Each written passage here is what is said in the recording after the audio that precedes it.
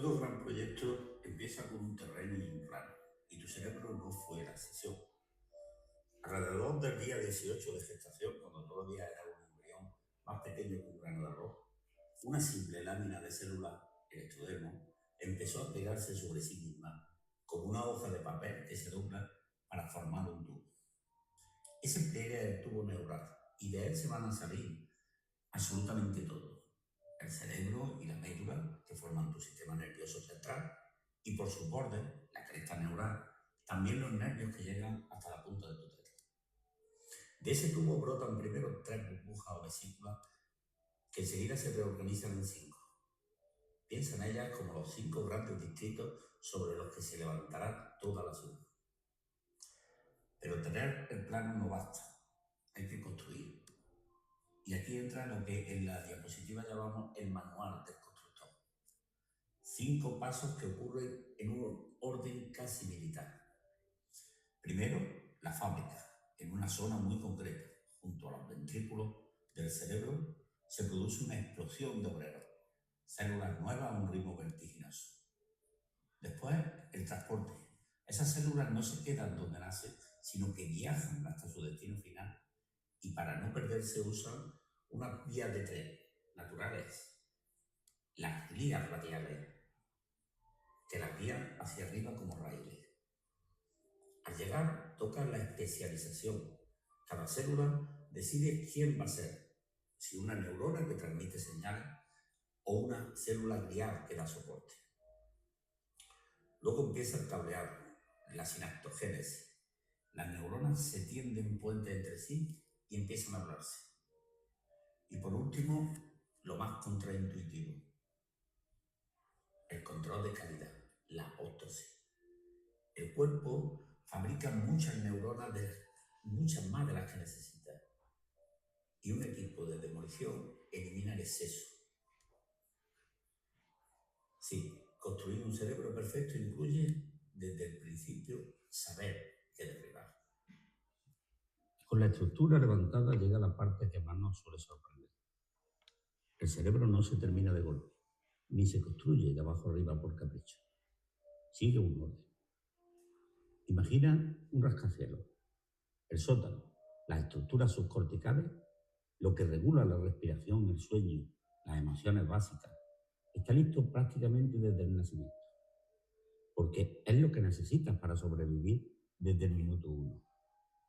Los pisos intermedios, las áreas que ven, que oyen y empiezan a asociar ideas, se encienden rápido durante la infancia.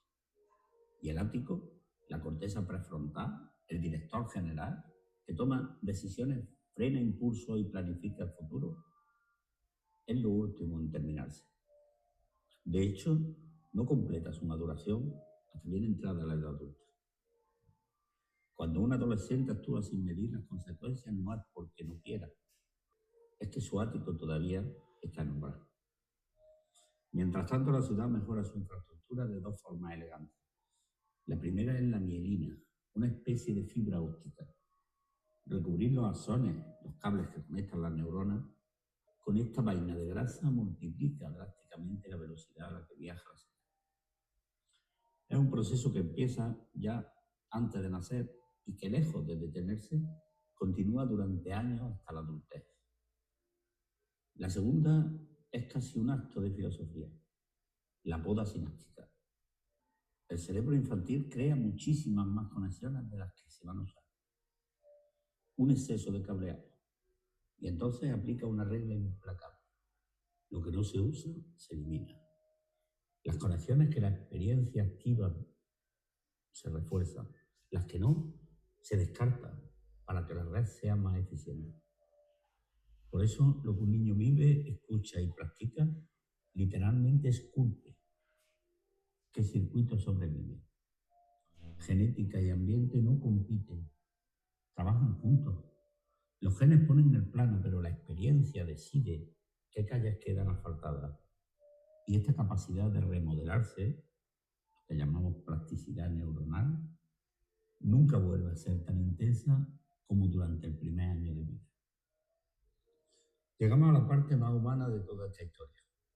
Una construcción tan compleja, con tantos pasos que deben encajar en el momento exacto, cualquier desvío en los planos originales no produce una ciudad rota, sino una ciudad con una arquitectura distinta. Esos son, en el fondo, los trastornos del neurodesarrollo, rutas alternativas. Y lo interesante es que cuando ocurre el desvío, suele explicar el qué aparece después. Si el problema surge muy pronto, en las 3, 4 semanas, cuando ese tubo neural debería cerrarse, puede aparecer malformaciones como la espina bífida o la anencefalia. En esa misma franja temprana situamos también el peso de lo genético. Síndromes como el Down, el equifrágil, el Rett o el Prader-Willi que alteran el plano desde la primera línea del código.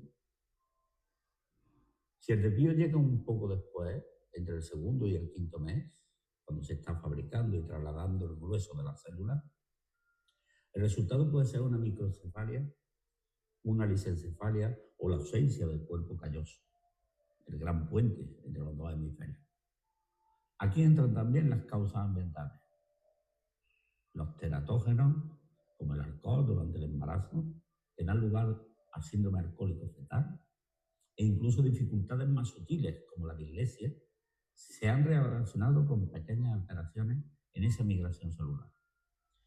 Cuando el desvío afecta más bien a cómo se conectan las áreas entre sí, la maduración de la red, los circuitos frontoestriatales, hablamos de cuadros como el autismo o el TDAH, donde lo que varía es sobre todo la función ejecutiva. Y cuando el daño llega después de nacer, por una enfermedad o un trauma, puede interrumpir circuitos ya formados. Los datos que cierran la diapositiva ayudan a poner los pies en la tierra. En la discapacidad intelectual, alrededor del 52% de los casos tienen un origen prenatal, un 15% perinatal y un 8% postnatal, lo que significa que en buena parte de los casos restantes la causa sigue siendo incierta. La conclusión es la más bonita y la más rigurosa a la vez. El desarrollo del cerebro exige una sincronía casi perfecta. Y las diferencias en nuestras capacidades no son fallos morales ni de voluntad, son simplemente el resultado de cómo se construyó y se podó nuestro propio puente neuronal.